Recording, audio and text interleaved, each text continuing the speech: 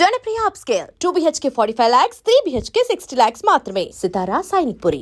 అదే అప్పుడు మీరు నువ్వు నేను టైంలో అనుకుంటాను దిల్ రాజు గారు మీ సినిమా డిస్ట్రిబ్యూషన్ చేద్దాం అనుకున్నారు, డ్రాప్ అయిపోయారు మీరు ఏదో సమ్ ఇష్యూస్ వల్ల. అది తర్వాత మళ్ళీ నేను తీసుకుంటే బాగుంటుందని తను ఫీల్ అయ్యారని. అది సినిమా జరిగేటప్పుడు కథ అడిగారు, కథ మొత్తం చెప్పా, క్లైమాక్స్ చెప్పలా, నువ్వు నేను క్లైమాక్స్ చెప్పలా.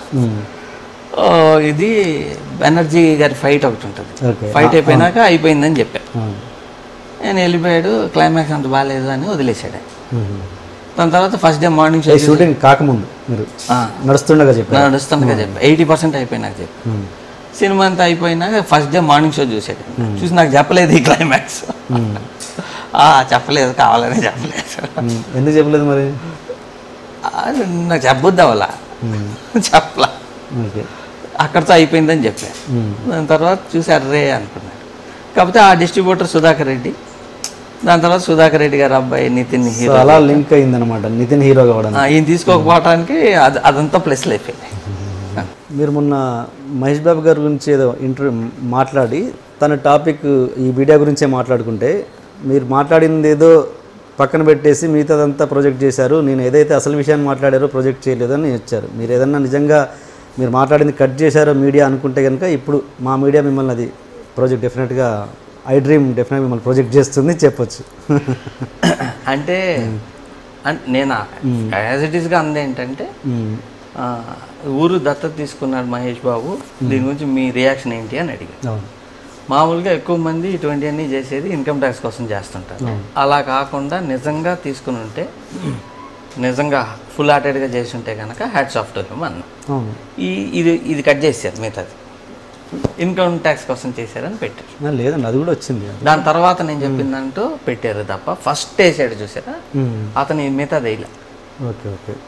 దాంతో ఓహో, అందుకనే మీరు నన్ను ఇంటర్వ్యూ అడగగానే నేనేమన్నానంటే, నేను చెప్పి అన్నీ వేస్తానని చెప్పి పేపర్ మీద సంతకం పెట్టండి.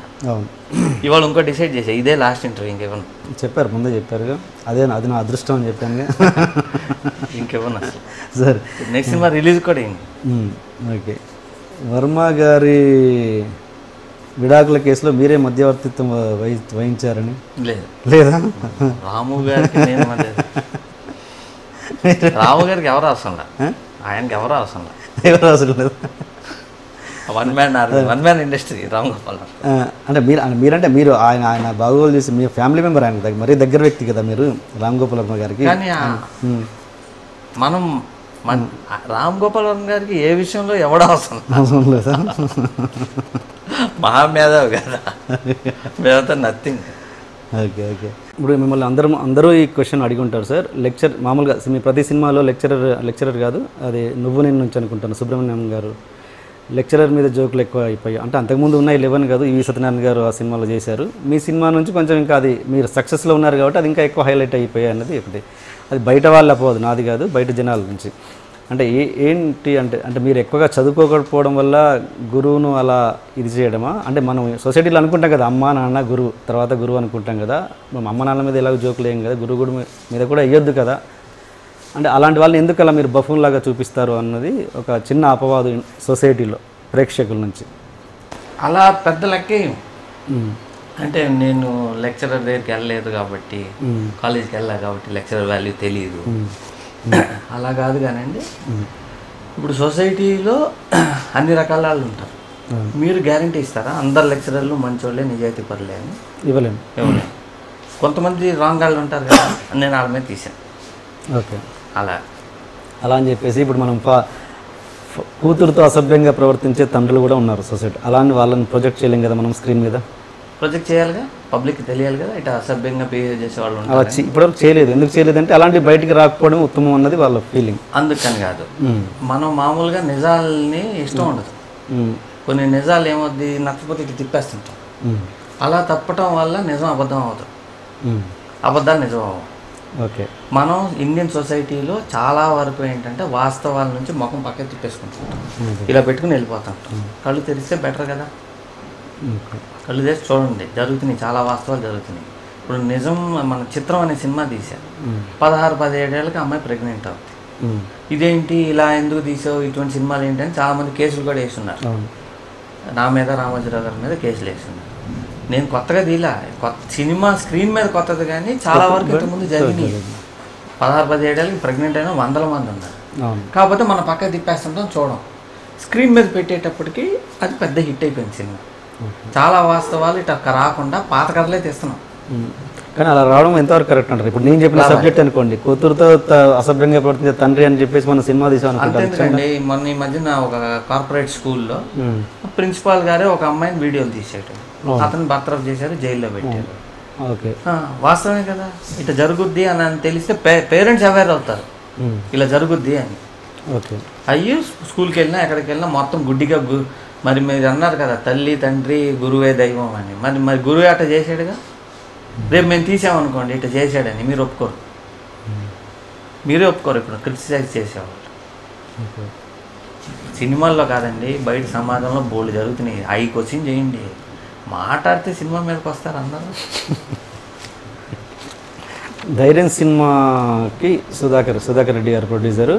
అది ఆ సినిమా మధ్య నడుస్తున్నా కానీ తను వెళ్ళి పర్సనల్గా వెళ్ళి ఎడిటింగ్ చేశారు, ఏదో సంథింగ్ జరిగింది. అంటే అప్పటికే మీరు ఒక సక్సెస్లో ఉన్న డైరెక్టర్, అంత సక్సెస్లో ఉన్న డైరెక్టర్ సినిమాకి మధ్యలో వేలు పెట్టి ఎడిట్ చేసేంత ధైర్యం ఒక ప్రొడ్యూసర్కి వచ్చిందంటే, మీలాంటి డైరెక్టర్కి ఎలా జరిగిందంటే కొత్త డైరెక్టర్ల పరిస్థితి ఏంటి అసలు? అప్పుడు జరిగింది ఏంటి అసలు? అంటే వాళ్ళు మాకు ఇలా కాదు అలా కావాలి, అలా కాదు ఇలా కావాలి అంటా ఉంటే సరే మీకు ఏం కావాలో చేసుకోండి అని చెప్పి వదిలేసేది. అంటే సుధాకర్ రెడ్డి గారితో మీ ఫస్ట్ మూవీ కదా అంటే? సుధాకర్ రెడ్డి గారితో మాకు పరిచయం ఎక్కడండి, నువ్వు నేను ఆయనే డిస్ట్రిబ్యూటర్. ఆ ప్రొడ్యూసర్గా ఫస్ట్ సినిమా కదా ధైర్యం. ఆయన ఏషియన్ ఎంటర్టైన్మెంట్ అని. అంటే నేను ఏంటంటే అంత వాళ్ళ అబ్బాయిని ఇంట్రొడ్యూస్ చేశారు, ఒక హిట్ సినిమా డిస్ట్రిబ్యూషన్. ఫిల్మ్ ఇండస్ట్రీలో విశ్వాసాలు ఉండవు. విశ్వాసం దగ్గరికి వెళ్ళద్దు అసలు. విశ్వాసం అంటే ఏంటి అదొండ చాలా తక్కువ ఉంటుంది. ఓకే, కొంతమందికి మంచి మనుషులు ఉంటారు కదా, వాళ్ళకే విశ్వాసం ఉంటుంది. మీరు అది మర్చిపోండి, విశ్వాసం అనేది లేదు ఇండస్ట్రీ. సో ఇప్పుడు ధైర్యం సినిమా రిజల్ట్లో మీ పార్ట్ ఏం లేదంటారా ఎట్లా? అంటే ఆ సిచ్యువేషన్లోకి వెళ్ళాం కదా, అటువంటి పరిస్థితుల్లోకి వెళ్ళటానికి కారణం నేనే కాబట్టి నాదే బాధ్యత. తప్పించుకుంటాం ఎందుకు? మీరు మీడియా పరంగా ఇండస్ట్రీలో మీరు అసలు చాలా స్ట్రైట్ ఫార్వర్డ్, స్ట్రాంగ్గా, కఠినంగా ఇంత అసలు దడదడలు ఆడిస్తుంటారు కదా ఇండస్ట్రీని. ఇంట్లో ఎలా ఉంటారు మీరు? అంటే పులి టైప్, బయటేమో పులి టైపు, మరి ఇంట్లో పులి టైప్ అయినా పిల్లి టైప్, ఇలా మీ కుటుంబంలో ఎలా ఉంటారు? ఎక్కడైనా ఒకటే, నేను పెద్ద యాక్టింగ్లు ఏమి ఉండవు. అంతేనా? ఇంట్లోకి వెళ్తే కూడా ఏం చేస్తాను, నేను ఎక్కువ మాట్లాడతాం ఏమి ఉండవు, పుస్తకం చదువుకుంటుంటా ఎక్కువ. మీ పిల్లలతోటి మీ మిసెస్ తోటి ఎలా ఉంటుంది మీరు రిలేషన్? బాగా వాళ్ళు మాట్లాడుతుంటారు, నేను వింటుంటా. ఇప్పుడు ఎప్పుడు అంతే, వాళ్ళు మాట్లాడుతుంటారు, నేను వింటా ఉంటాను. మీ పిల్లలు మీ సినిమాలు చూసి నచ్చిన సినిమాలు నచ్చినవి ఉంటే, ఏగినవి ఉంటే. ఇప్పుడు హోరాహోరీ చూసాడు మా అబ్బాయి. ఓకే, చూసి అవుట్డేటెడ్ ఫిలిం, చాలా చెత్తగా ఉంది అసలు, ఇది నీ సినిమా లాగా లేదు అన్నట్టు. తనకు నచ్చిన సినిమా ఏంటి మీ దాంట్లో? నిజం. ఓకే, నిజం బాగా ఇష్టం, బాగుందని చెప్తారు. ఓకే, జయం ఇష్టం వాళ్ళకి. అవునన్నా కదన్నా కూడా బాగానే ఉంటుంది అంటారు. ఇది రిలీజ్ ముందే చెప్పాడు. చెప్పినాక నేను మరి నాకు మా వాళ్ళు ఎవరు చెప్పట్లేదు, నువ్వే చెప్పావు, సరే వాళ్ళు చెప్పింది కరెక్ట్ అవ్వాలని నేను ఆశగా ఉన్నాను. నువ్వు చెప్పింది నిజమే అవ్వచ్చు కానీ జరగకూడదని ఫీల్ అవుతున్నా. ఇప్పుడు ఇంకోటి, ఇప్పుడు రెగ్యులర్గా ఈ సినిమాలు వస్తుంటాయి. ఇప్పుడు ప్రజెంట్ సుబ్రహ్మణ్యం ఫర్ సేల్ అన్నది ఓకే యావరేజ్గా సక్సెస్ఫుల్గా నడుస్తుంది.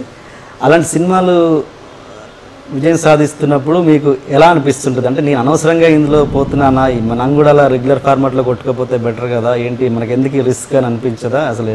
ఆ సినిమా చూడను. హరీష్ శంకర్ గారు చెప్పారు ముందే, నేను ఒక రెగ్యులర్ సినిమానే తీస్తున్నాను, కొంచెం కొత్త స్క్రీన్ ప్లే తోటి అని చెప్పాను. రెగ్యులర్ సినిమా చేస్తున్నానని చెప్పి తీశారు, అది ఓకే సక్సెస్ అయినట్టుంది.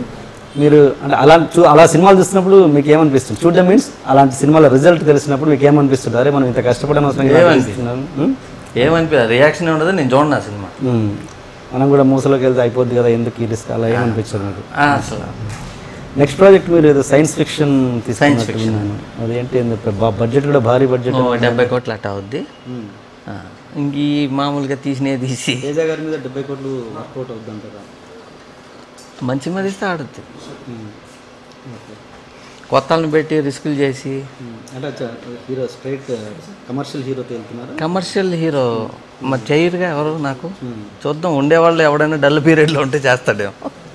ఇట్లా ఉండేవాడు ఎవడో చేయడు కదా నాతో. కాబట్టి చూసి మరి అలాంటి వాళ్ళ మీద అంత అంటే బైలింగల్ ఏమైనా చేస్తున్నారు? లేదండి, తెలుగే తీస్తాను. 80 crores 70 crores. రాజశేఖర్ గారు ఏదో ప్లాన్లో, రాజశేఖర్ గారితో కూడా చేయాలి ఫస్ట్ నుంచి, చాలా రోజులుగా ఉంది ప్లానింగ్, చేస్తాం. ఇంకోటి జీవిత గారు మీ క్లాస్మేట్ అనేది విన్నాను. నర్సరీ నుంచి క్లాస్మేట్, 4వ క్లాస్ దాకా. ఎంతవరకు చదువుతున్నారు మీరు? ఇంతకు చదివా, చాలా చదివాను. జీవితాన్ని కాదు, పుస్తకాలు పుస్తకాల నుంచి పుస్తకాలు కాదు. నన్ను చూస్తే పెద్ద గ్రాడ్యుయేషన్ అది ఇది చేసి వచ్చాను అనుకుంటారు, కానీ అంత. అది ఎంత చదివారు చెప్పండి, పర్లేదు. నేను 1వ క్లాస్ చదివా, 2nd చదవాల, 3rd చదివా, 4th చదివా, 5th 6th చదవాల, డైరెక్ట్ 7th చేరా. దాని తర్వాత చాలా రోజులు మానేశాను. 10th రాయడానికి ట్రై చేశాను, ఏదో చేసా గందరగోళం. సో 10th లోపే. మరి అంత మీరు చూస్తుంటేనేమో అన్ని పెద్ద పెద్ద ఇంగ్లీష్ బుక్స్ చదువుతుంటారు. మరి ఫస్ట్ చదివేవాడిని కాదు, ఇంగ్లీష్ కాదు, నేను కామిక్స్ చదివేవాడిని, మికీ మౌస్లు ఇవి చదివేవాడిని. ఇంగ్లీష్ మీడియమే చదువుకుంది మెడ్రాస్లో. రామ్ గోపాల్ వర్మ గారితో కలిసినాక నువ్వు వరల్డ్లో ఉన్న గొప్ప పుస్తకాలన్నీ ఇంగ్లీష్లో ఉంటాయి, నువ్వు ఇంగ్లీష్ చదువు, నాలెడ్జ్ పెరుగుతుంది అని చెప్పి గాడ్ ఫాదర్ బుక్ ఇచ్చాడు. అది చదివా. ఫస్ట్ టైం అర్థం కాల, 2nd 3rd టైంకి అర్థమైంది. అక్కడ నుంచి ఇంకా బాగా చదవటం మొదలెట్టు. చదివి సినిమా శివ స్టార్ట్ అయ్యేటప్పటికే ఫుల్ చదివేసా. ఇప్పటికి ఒక చదువుంటా, ఒక 20,000 పుస్తకాలు చదువుంటా, రోజు అవుతా. మీకు ఇండస్ట్రీలో అత్యంత సన్నిహితమైన వ్యక్తి ఎవరైనా ఉన్నారా? అంటే కష్టాలైనా నష్టాలైనా తేజ మనోడు అని భుజం మీద చేసే వ్యక్తి ఎవరైనా ఉన్నారా? ఫ్లాప్స్లలో, హిట్స్లలో అట్లా ఎప్పుడు ఎవరు లేరండి. ఎవరు మనిషి అన్నాక ఒక వ్యక్తి, సన్నిహిత వ్యక్తి ఒకరు ఉంటారుగా, ఎవరో ఒకరు ఉంటారుగా. నేను ఆ టైప్ కాదు అసలు. అంటే ప్రాబ్లం వచ్చినా ఎవరిని వెళ్ళి అడగను, హెల్ప్ అడగను, ఏం అడగను. ఓకే. అంటే బాగా క్లోజ్ అని అంటే కొంచెం సమీర్ రెడ్డి, మా అసిస్టెంట్స్లో కొంతమంది ఉన్నారులేండి, 2-3 ఉంటారు. మీరు అట్లా గబుక్కని అడిగితే ఎవరు అట్లా లెక్కేసుకోవాలి. ధర్మవరం సుబ్రహ్మణ్యం గారు కూడా, సుబ్రహ్మణ్యం గారు బాగా బాగా క్లోజ్ ఉండేవారు. ఓకే. ఇంకా మీకు అంటే మీ శిష్యులలో బెస్ట్ శిష్యుడు ఎవరు మీకు?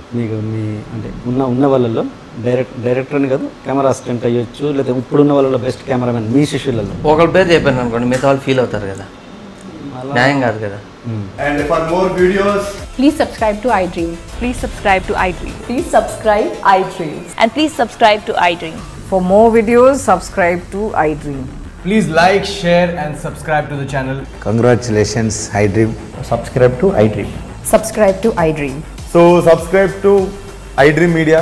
iDream ki iDream team andarki huge congratulations. Please subscribe iDream Media. Please subscribe to iDream. Subscribe iDream. Please subscribe to iDream. iDream అంటే నా కళల ఛానల్ను సబ్స్క్రైబ్ చేసుకున్న నోరు తిరుగుతలేదు, మీరైతే గంట గుర్తు కొట్టండి. For more such videos, please subscribe to iDream. Subscribe to iDream. Please subscribe to iDream. Please subscribe iDream Media. Please do subscribe to iDream. Please subscribe to iDream Media. For best entertainment and information, please subscribe iDream. And don't forget to subscribe to iDream.